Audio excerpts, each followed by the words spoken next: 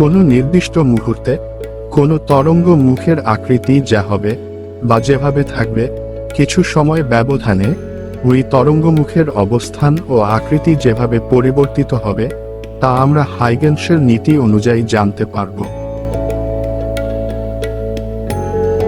হাইগেনসের নীতি দুটি বিবৃতির সমন্বয়ে গঠিত। প্রথম বিবৃতি থেকে জানা যায় যে কোনো তরঙ্গ মুখের প্রতিটি বিন্দু একটি নতুন তরঙ্গমুখের সৃষ্টি করে, যাকে আমরা গৌণ তরঙ্গমুখ বলি।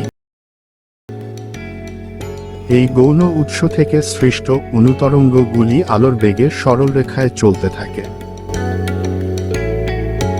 ধরা যাক কোনো একটি নির্দিষ্ট মুহূর্তে গোলীয় আলোক তরঙ্গ মুখ একটি নির্দিষ্ট দিকে বিস্তার লাভ করছে। হাইগেনসের মতে এই গোলীয় তরঙ্গ মুখের প্রতিটি বিন্দু একটি নতুন তরঙ্গের উৎস।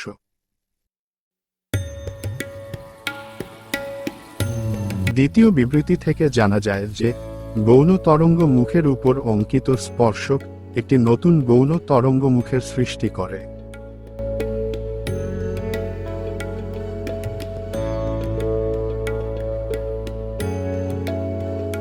ওই প্রতিটি বিন্দু থেকে যে গোলীয় তরঙ্গ সৃষ্টি হয় তা চতুর্দিকে আলোর বেগের সমান বেগে যাত্রা লাভ করে এবং ওই গোলীয় তরঙ্গ মুখ থেকে সৃষ্ট তরঙ্গগুলি অনুতরঙ্গ নামে পরিচিত। প্রতিটি উজ্জ্বল বিন্দু একটি তরঙ্গের উৎসকে চিহ্নিত করেছে। ওই প্রতিটি তরঙ্গ উৎস থেকে পরবর্তী নতুন অনুতরঙ্গ সৃষ্টি হয়ে আলোর বেগের সমান বেগে যাত্রা লাভ করবে।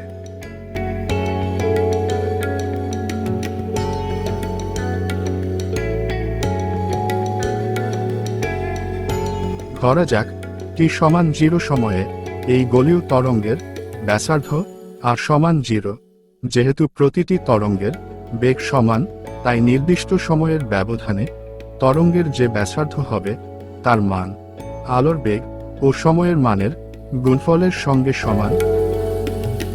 তাহলে এখন প্রতিটি তরঙ্গের ব্যাসার্ধের মান আমরা জানি। এখন এই গোলীয় তরঙ্গের তল থেকে অঙ্কিত স্পর্শক একটি নতুন তরঙ্গ মুখের অবস্থান নির্দেশ করে। এটি গৌণ তরঙ্গ নামে পরিচিত। এইভাবে হাইগেনসের নীতি প্রয়োগের সাহায্যে আমরা তরঙ্গ মুখের আকৃতি এবং অবস্থান জানতে পারি।